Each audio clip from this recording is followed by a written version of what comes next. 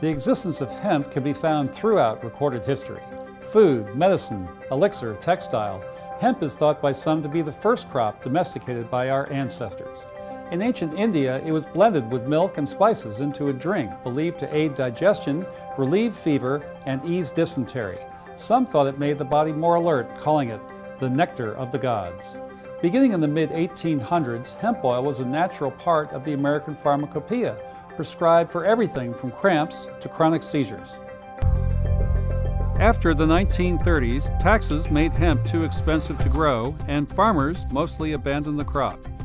Hemp became more scarce. Cannabinoids all but disappeared from the food chain, and Americans became deficient in cannabinoids.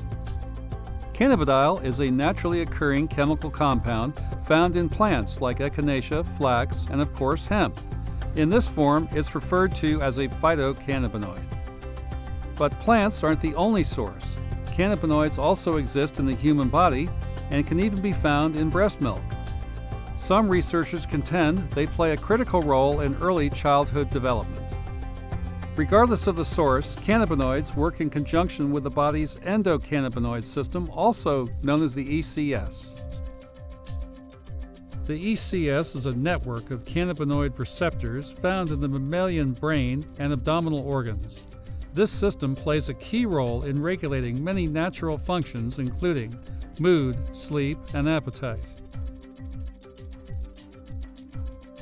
Present from even the earliest stages of fetal development, the ECS predominantly consists of endocannabinoid receptors located in both the central and peripheral nervous systems. CB1 receptors in the central nervous system combine with the brain's nerve cells to help regulate the body's biochemistry. Both endocannabinoids and phytocannabinoids bind to these receptor points to control the passage of proteins between cells. CB2 receptors in the peripheral nervous system are mostly found on white blood cells, in the tonsils, and in the spleen. Cannabinoids that bind to these sites help modulate the immune system response to disease and injury. Research has shown that cannabidiol has the potential to reduce inflammation and protect critical cells against oxidation.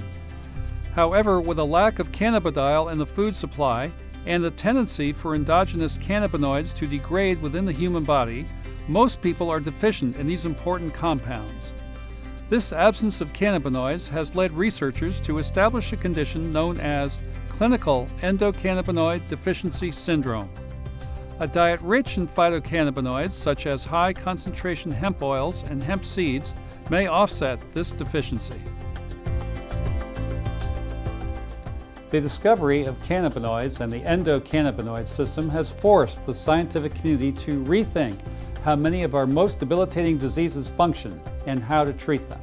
As it turns out, so many of us are deficient in this fundamental substance that plays a key role in keeping our bodies balanced and healthy. These receptors are an intrinsic part of who we are, leading us to ask, are we starved of cannabinoids?